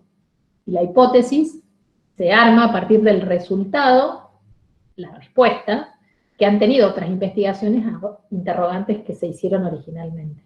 ¿Quedó claro? Hipótesis es una posible respuesta, la pregunta es algo que todavía no ha sido respondido, ¿sí? En interrogante. Y después dice Florencia, ¿por qué se empieza la investigación con una hipótesis? Pero esta hipótesis surgiría de una pregunta, ¿no? En realidad yo acabo de decir que no todos los estudios tienen hipótesis, ¿sí? Si hay un objeto que ha sido muy estudiado y que se ha avanzado mucho sobre eso, y que ya tiene una cantidad de evidencia empírica, claramente va a haber una mayor cantidad de respuestas dadas por estudios previos. Esas respuestas dadas por los resultados de estudios previos van a permitirme a mí, que voy a iniciar una investigación nueva, plantear interrogantes a partir de resultados previos, es decir, de respuestas previas, y esos resultados previos o esas respuestas previas se transforman para mí en hipótesis. Si estoy haciendo una réplica, esas hipótesis lo que van a intentar es decir, fulanito comprobó que los rasgos depresivos se asocian a estrategias de afrontamiento negativas en población vulnerable de Costa Rica. ¿Sí? Entonces, bueno, no es población penitenciaria, pero yo ya tengo alguna evidencia de resultados de una investigación que se hizo en Costa Rica que muestra que los cuadros o los factores más depresivos de la personalidad se asocian a estrategias negativas. Entonces yo puedo plantear una hipótesis. No fue hecha en población carcelaria, pero me da a mí una idea o una pista de qué podría yo encontrar como resultado. ¿Sí? Entonces, eso que fue un resultado, una respuesta a un interrogante que se hicieron investigadores de Costa Rica, se transforma para mí en una hipótesis. Una hipótesis que es una posible respuesta a mi estudio. Es decir, sería esperable que los reclusos o de la población penitenciaria de la ciudad de Córdoba haya relación entre el factor depresivo, la dimensión depresiva, y respuestas de afrontamiento o estrategias de afrontamiento negativas. ¿Se entiende cómo funciona la hipótesis y la pregunta?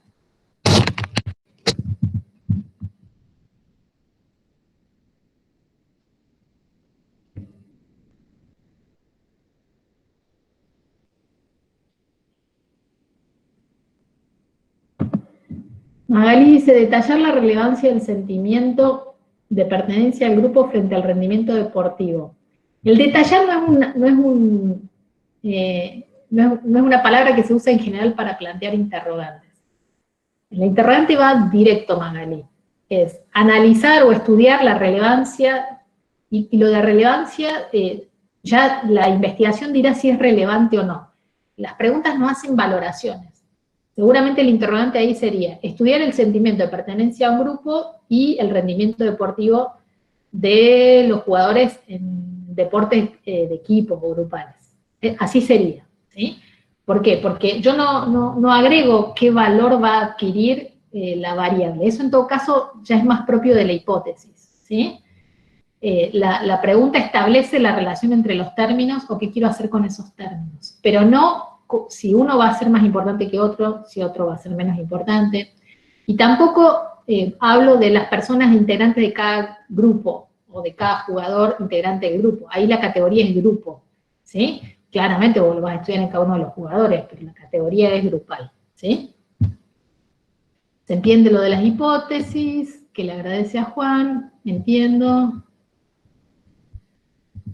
Romina, estos ya son consultas de los trabajos prácticos. Está muy bien, aprovechen.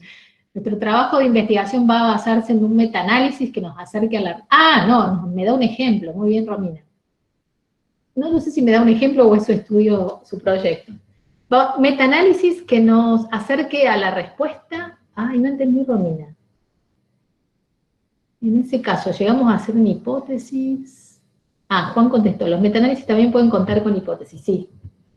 Y de hecho, acá no vamos a desarrollarlo, bueno, en la próxima clase que veamos de esta unidad, yo voy a hablar un poquito de los metaanálisis, y vamos a ver que no solo tienen hipótesis, creo que casi no hay metaanálisis que no tengan hipótesis, porque justamente los metaanálisis vienen a dar cuenta de un campo de conocimiento.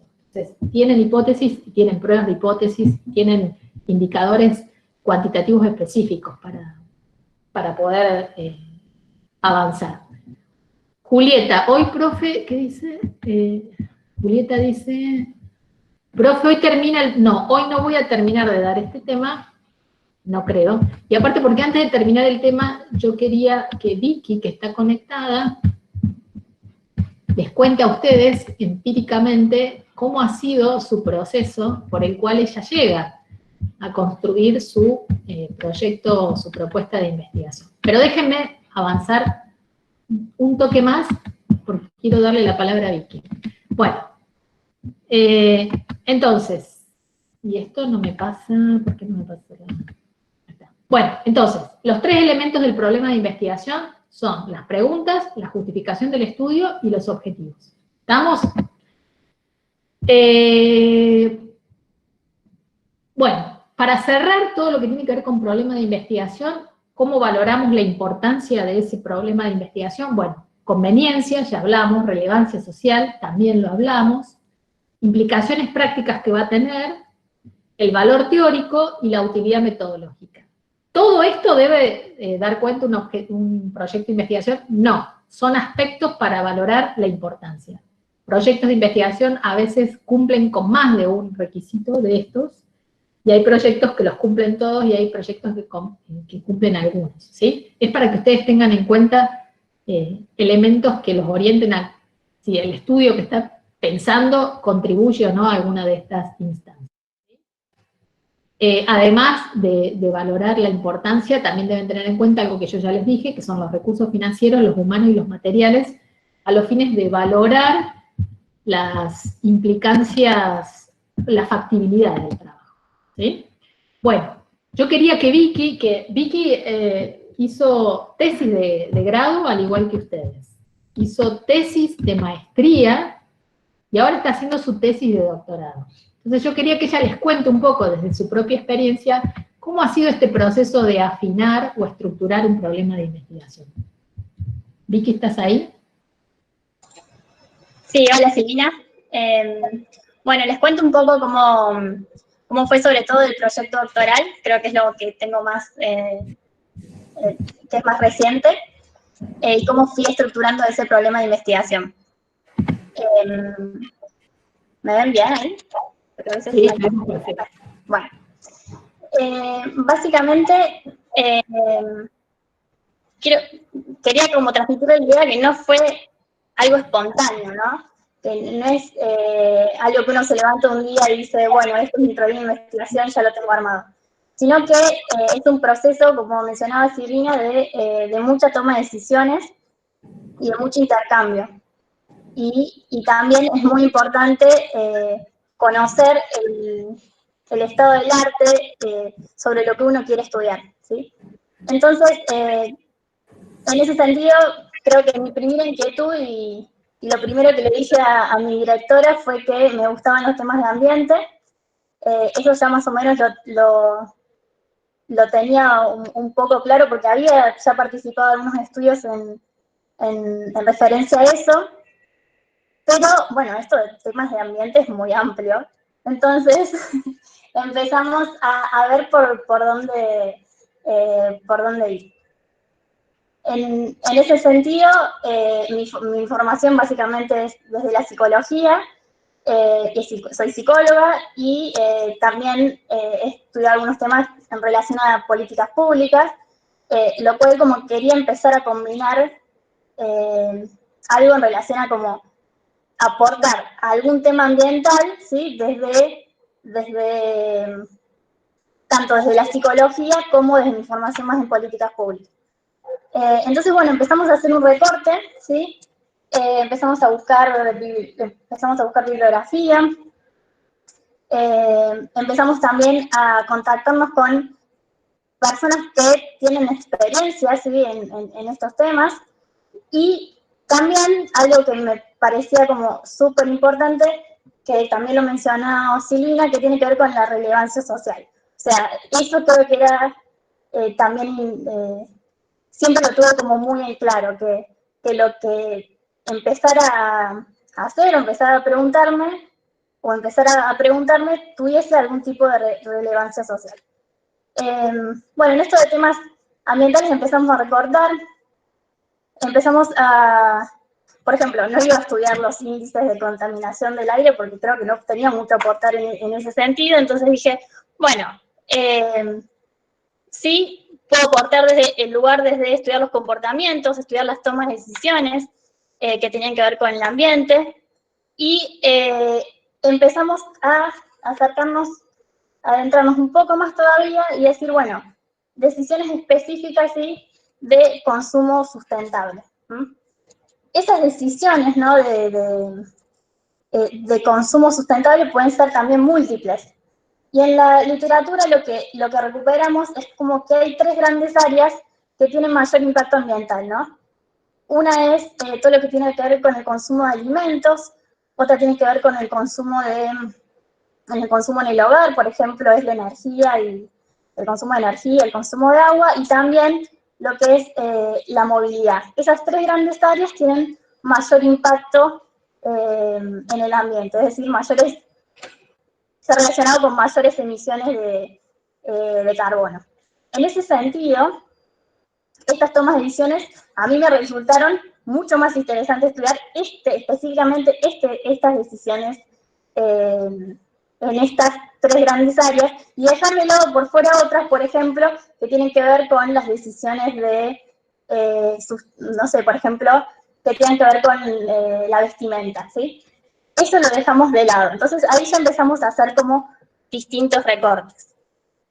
Por otro lado, otra cosa que a mí siempre como me generó un poco de inquietud, y eso creo que la curiosidad, la inquietud, la motivación, el interés es muy importante, tiene que ver con las decisiones que uno toma hoy y que tienen un impacto en el futuro, ¿sí?, que tienen un impacto en las generaciones futuras.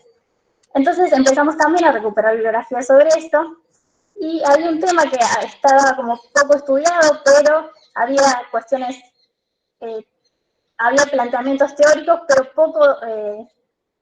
pocos experimentos sobre eso, y que tiene que ver con la distancia que existe con esas generaciones futuras.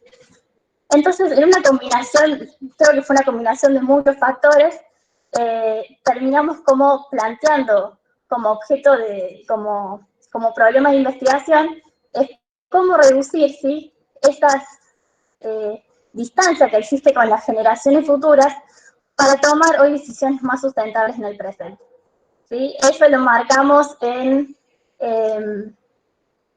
la idea de que esas decisiones de consumo de consumo presente de hoy sean sustentables, están enmarcadas en estas 3 grandes áreas que les hablé al principio, que tienen que ver con la movilidad, con las decisiones de consumo de energía en el hogar, el agua y lo que es, ¿cómo se llama? Los alimentos. Entonces, bueno, como básicamente creo que fue el recorrido, no fue un día para el otro, y bueno, está bueno esto de tener una motivación inicial, un interés inicial, creo que eso es muy importante, porque en mi caso, por ejemplo, el proyecto es largo, es a 5 años, y bueno, creo que eso es súper importante tener esa motivación. Y otra cosa que tiene que ver con el dinamismo también, te lo quería remarcar, nosotros estamos viviendo en un contexto de coyuntura, y todas estas cuestiones ambientales también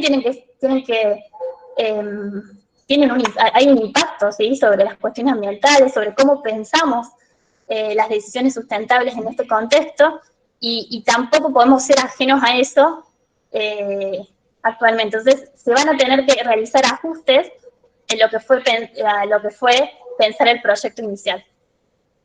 Así que, bueno, nada, eso es como quería compartirles. Bueno, gracias, Vicky. Bueno, habrán visto, digo, mi idea era que no solo yo les cuente ejemplos, sino que encarnar en imágenes reales, digo, lo que todos estos procesos implican. Sobre todo porque, bueno, Vicky ahora está encarando su doctorado y es eso, son 5 años. Y por eso mi sugerencia es de que, bueno, busquen un tema que les interese. Yo sé que a veces el proyecto de método suele ser un poco, lo ven como algo medio pesado, pero ustedes piensen que los que están en tercero, el poder adquirir ciertas habilidades para poder plantear un problema de investigación con todas las idas y vueltas que tiene esto y con todos los requerimientos analíticos que uno va haciendo para llegar allí, es un proceso que sirve para todo, o sea, les va a servir en la vida profesional. O sea, no solo nos sirve a los investigadores y a las investigadoras. Esto sirve, la estrategia de pensar analíticamente la formulación de un problema, sirve para cualquier campo del ámbito profesional donde ustedes se desempeñen. El año pasado tuvimos en la cátedra a los colegas del MOPE haciendo observaciones, y ellos les contaban a los estudiantes cuánto usaban y cuánto han tenido que volver a recuperar después de haber egresado de las nociones metodológicas para plantear problemáticas adentro de la escuela, por ejemplo, o poder estudiar problemáticas de la escuela, que son investigaciones o insumos necesarios para planificar actividades dentro de la escuela, para los psicólogos que laburan en las instituciones. Entonces digo, el poder plantear o pensar un problema de investigación, entiendo la complejidad porque nosotros lo vivimos diariamente, pero digo, anímense a hacerlo, busquen una temática que les interese, acérquense a un campo de conocimiento. Ustedes hasta acá revisan mucho material teórico, de teoría, y a veces acercarnos a la investigación a través de la revisión de literatura científica, bueno, suena un poco pesado porque es una redacción distinta, un formato diferente, mucho dato, pero digo, eso es importante hacerlo porque ustedes saben que parte de la investigación científica es lo que también nos mantiene actualizados en términos de conocimiento. Así que, nada, entiendo la complejidad que esto tiene, pero los invito a que lo puedan hacer, para que ustedes puedan también de algún modo, nada, poder valerse de estas competencias, ¿sí? Nosotros estamos repasando búsqueda bibliográfica, y ustedes ya vieron búsqueda bibliográfica en escuelas, en algunos prácticos de introducción a la psicología, tal vez en técnicas psicométricas, y llegamos a tercero y otra vez tenemos que revisar. Bueno, cómo se busca bibliografía. La idea es que ahora lo aprendan, y se lo aprendan para siempre, ¿sí? Hoy por hoy toda la actualización bibliográfica circula virtualmente, lo cual eso es una ventaja enorme, comparado a cuando yo estudiaba, o cuando yo empecé a investigar, donde todo circulaba físicamente, y en Córdoba no había, nuestra biblioteca no tenía, por problemas económicos y por millones de problemas, no tenía acceso a esos materiales. ¿Cuál era? No solo costoso, sino engorroso. Hoy circula todo virtualmente, solo tenemos que saber cómo hacer esas búsquedas, en qué fuentes o qué bases, para poder estar actualizados, ¿sí? Entonces, creo que hoy la idea es que ustedes puedan aprenderse todo esto y ya no tener que volver más sobre esta problemática, ¿sí? A ver, ¿qué otras preguntas tenemos para ir cerrando? Vicky, ¿y qué relación harías en el contexto del coronavirus? Ah, mira, Vicky, hay una pregunta para vos. Vicky te pregunta, ¿qué relación harías en este contexto del coronavirus con el medio ambiente? Mientras Vicky se prepara para... Ahí está Vicky. Ahí la estaba escribiendo, pero se las contesto por acá. Básicamente, las medidas de aislamiento social obligatorio han detenido las ciudades, y eso tiene efectos, ¿sí?, en las emisiones de carbono. Igual en términos de lo que yo estudio, que es consumo sustentable, y por ejemplo, con referido a alimentos, han cambiado las formas de comprar, por ejemplo, alimentos, y se pueden como abrir como distintos interrogantes en ese sentido.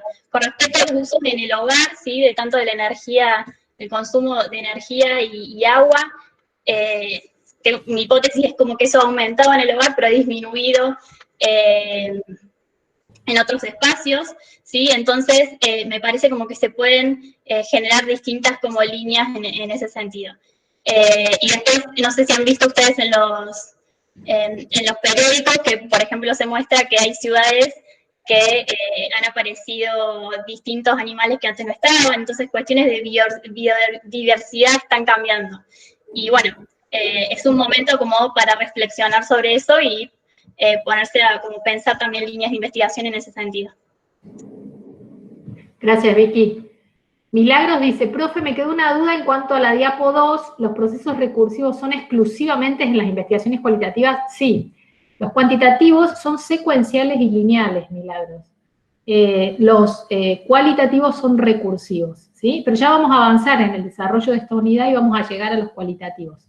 Y después, cuando ya profundicemos sobre cada uno de los métodos cualitativos en la unidad 3, lo vamos a ver en mayor profundidad. Después, Magali, profe, ¿le molestaría aclarar qué textos incluyen su explicación de hoy?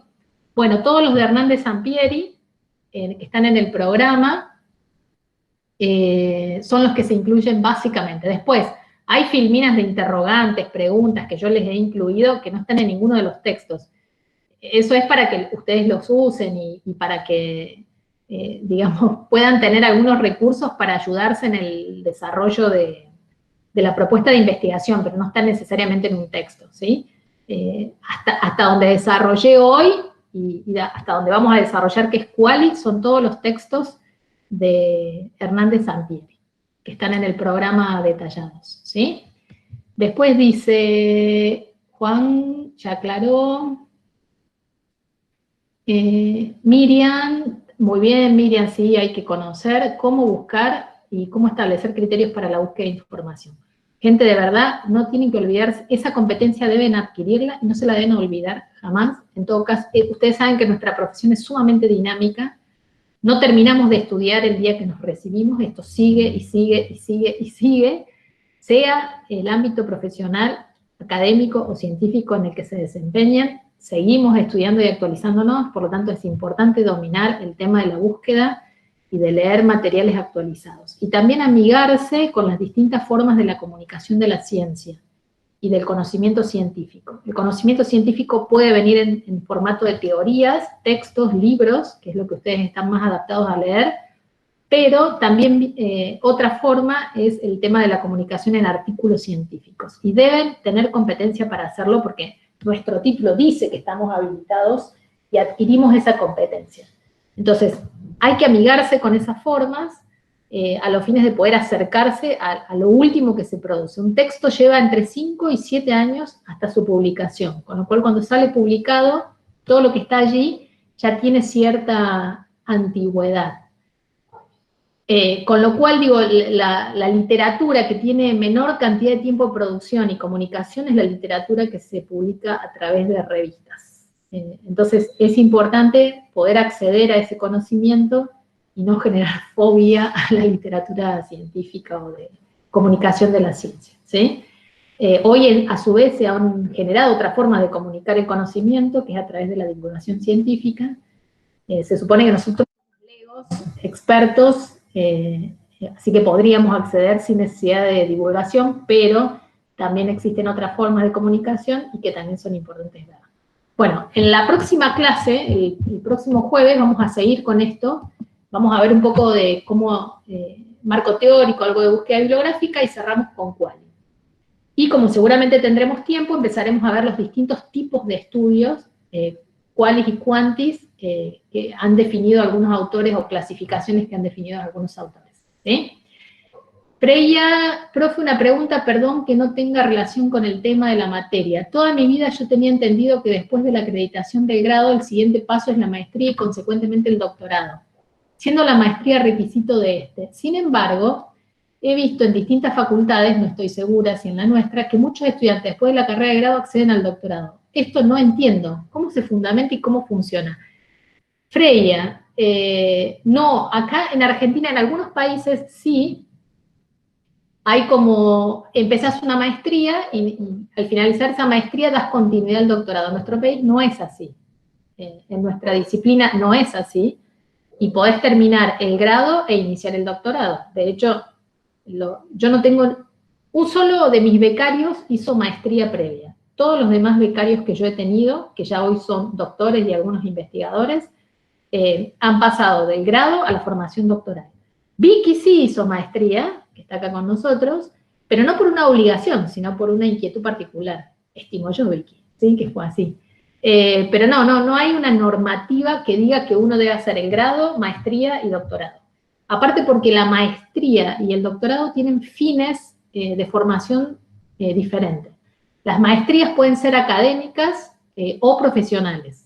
Quiere decir que el proceso de formación que vos recibís en la instancia de maestría puede ser de utilidad o puede promover tu desarrollo académico sea, dentro, como docente en la universidad, como investigador, o puede generar conocimiento o promover conocimiento en vos para tu desarrollo profesional, es decir, en el ámbito laboral no académico. En cambio, el doctorado es una carrera netamente académica, que sirve, o sea, es de utilidad para cuando uno hace carrera como docente en el ámbito de las universidades o como investigadores en el ámbito científico. Esto quiere decir que si yo soy un psicólogo que trabajo en psicología clínica, no tengo que tener el título de doctor, no, porque también si uno es un profesional y quiere doctorarse o iniciar estudios doctorales, también lo puede hacer, ¿sí? Lo que pasa es que el estudio doctoral sí o sí implica realizar una actividad de investigación, que no es un proyecto de un trabajo de un año. Como dijo Vicky, la formación doctoral es una actividad de investigación que lleva 5 años de trabajo, no es un solo estudio. Es la articulación de una serie de investigaciones que dan producto final a una tesis de doctorado. Entonces, es un grado de formación complejo. Entonces, imagínense que lleva casi el mismo tiempo que formarse como licenciado en psicología. Y en ese tiempo, lo único que están haciendo es investigación. Entonces, hay una dedicación importante de tiempo y de esfuerzo y de recursos para llevar adelante esas investigaciones para doctorarse. Entonces, en general, es un título orientado a la academia y a la ciencia. No quiere decir que si hay alguien que profesionalmente es un profesional en el ámbito privado y quiere hacer un estudio doctoral, también lo puede hacer. Lo que pasa es que va a ser un poco más difícil o puede ser más dificultoso el tránsito por la formación doctoral. Espero haberte aclarado, Freya, pero no existe ninguna reglamentación o regulación, ¿sí?